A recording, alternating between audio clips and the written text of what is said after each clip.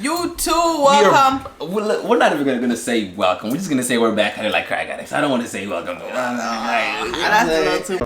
You too. We are back at it like crack addicts with another reaction video. What does this say? I can't read. Coronavirus explained and what you should do. I know we was just being lit on the first one, but this is more educational. So I really actually want to know about this coronavirus because I really don't know much. All I know is what he said and she said. I haven't actually sat there and listened to Trump say anything. I haven't listened to the news say anything. I just read articles here and there. Every time I get scared, I look things up on the internet, but that's it. I don't even do none of that. I just heard coronavirus. Corona time. Even YouTube got the virus. What? That's Ooh, that's great. Well, here's the actual video. I hope you guys sit down, know what I'm saying, grab your water, grab your popcorn, and get educated on what you should do about this virus, man. It's not a joke, I think. Let's go. December 2019, the Chinese authorities notified the world that a virus was spreading through their communities. In the following months, it spread to other countries, with cases doubling within days. This virus is the severe acute respiratory syndrome related coronavirus 2 that causes the disease called COVID-19 and that everyone simply calls coronavirus. What actually happens when it infects a human and what should we all do? Who decides to call it the coronavirus? That's what I asked you the other day. I'm like, who comes up with these? We're gonna call this the Bud Light virus. I don't know how they come up with that, but man.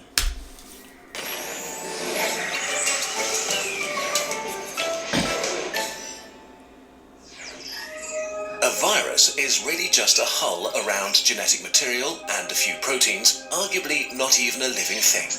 It can only make more of itself by entering a living cell. Corona may spread via surfaces, but it's still uncertain how long it can survive on them. Its main way of spreading seems to be droplet infection, when people cough, or if you touch someone who's ill and then your face, say rubbing your eyes or nose. The virus starts its journey here and then hitches a ride as a stowaway deeper into the body.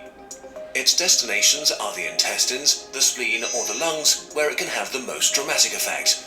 Even just a few coronaviruses can cause quite a dramatic situation. The lungs are lined with billions of epithelial cells. These are the border cells of your body, lining your organs and mucosa, waiting to be infected. Corona connects to a specific receptor on its victim's membranes to inject its genetic material. I feel like I'm in the cell, ignorant of what's happening, executes the new instructions, which are pretty simple. I know this like we've only been watching it for like a minute and 36 seconds. You know when you're sitting in science class and you gotta take notes? I feel like, bro, I still got 40 minutes of this class, but it's only like a 7-8 minute video. And reassemble. It fills up with more and more copies of the original virus until it reaches a critical point and receives one final order: self-destruct. The cell sort of melts away, releasing new corona particles, ready to attack more cells. The number of infected cells grows exponentially. After about 10 days, millions of body cells are infected and billions of viruses swarm the lungs. Wow. The virus has not caused too much damage yet, but Corona is now going to release a real beast on your own immune system. The immune system, while there to protect you, can actually be pretty dangerous to yourself and needs tight regulation. And as immune cells pour into the lungs to fight the virus, Corona infects some of them and creates confusion.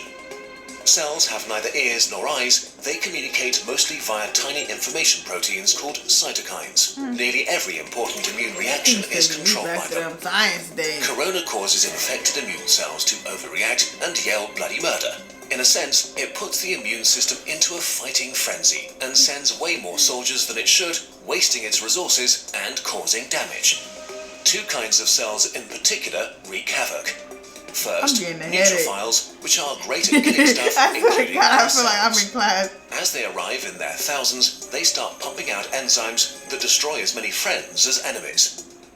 The other important type of cells that go into a frenzy are killer T cells, which usually order infected cells to commit controlled suicide. Confused as they are, they start ordering healthy cells to kill themselves too. The more and more immune cells arrive, the more damage they do, and the more healthy lung tissue they kill. This might get so bad that it can cause permanent, irreversible damage that leads to lifelong disabilities. In most cases, the immune system slowly regains control. It kills the infected cells, intercepts the viruses trying to infect new ones, and cleans up the battlefield. Recovery begins. The majority of people infected by corona will get through it with relatively mild symptoms. But many cases become severe or even critical. We don't know the percentage because not all cases have been identified, but it's safe to say that there is a lot more than with the flu. In more severe cases, millions of epithelial cells have died, and with them, the lung's protective lining is gone. That means that the alveoli, tiny air sacs via which breathing occurs, can be infected by bacteria that aren't usually a big problem.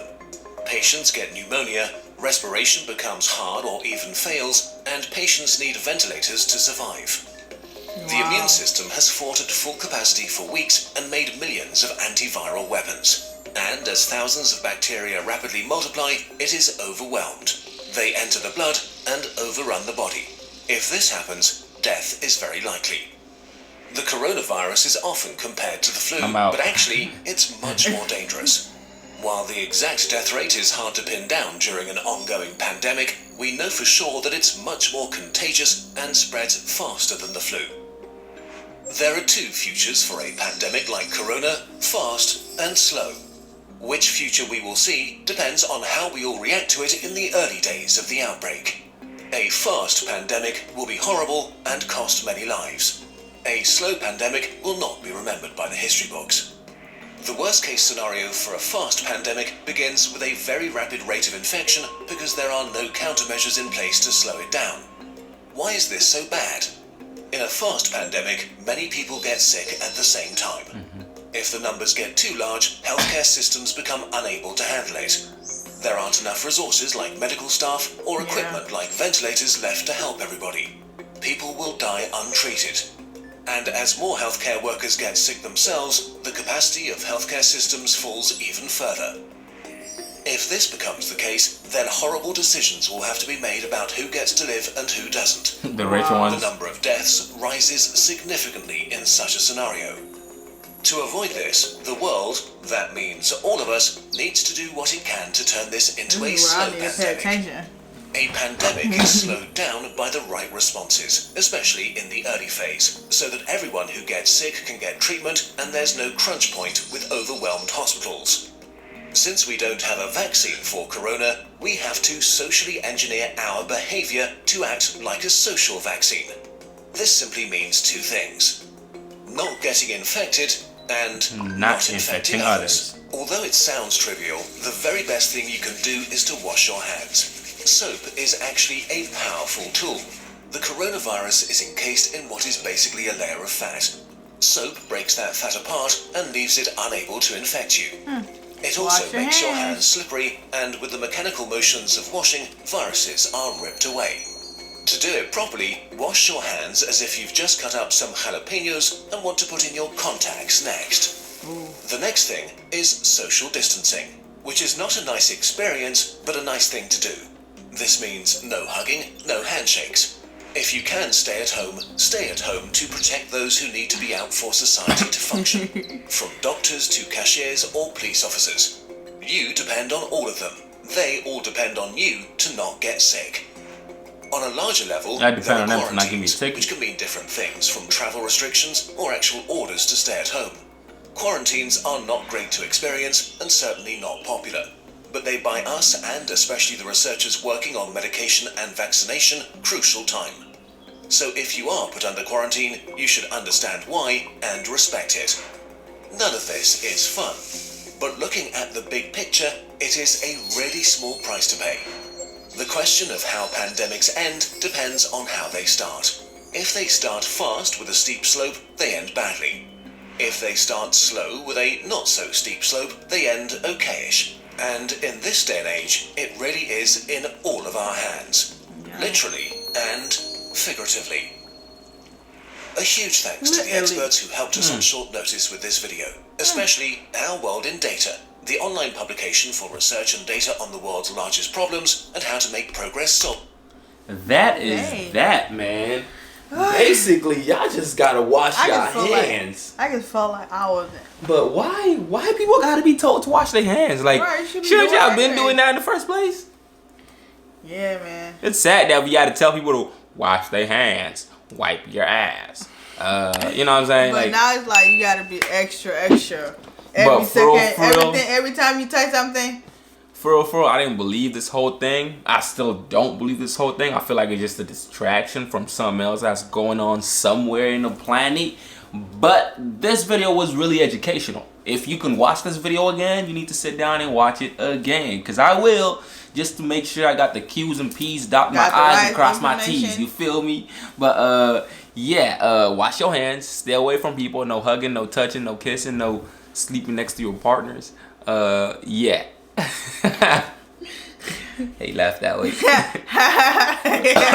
Like, it's a joke, but it's really not, for real. Like, some people are actually sick. But if you can get an immune booster, please get that, okay? An immune booster just makes your immune system a little bit stronger and harder for you to get sick, or it just kind of helps you fight off flus and, you know, things like that really fast. You know what I'm saying? Or go get yourself some orange juice. Now I'm saying, just or kick apple back. or banana. No, orange juice specifically. Just chill home, bro. Like, play your game. Do something. Yeah, he been playing this game for a whole week. Yes, I ain't getting nobody sick, and I ain't getting sick myself. I'm just at the crib. I getting sick and tired of this goddamn house. That's it. Well, if you like this video, please give it a thumbs up. Comment below what other videos you guys want us to react to, and don't forget to smack that subscribe button and turn your notification bell on so you get notified every time we upload these bangers. Okay, and we are out.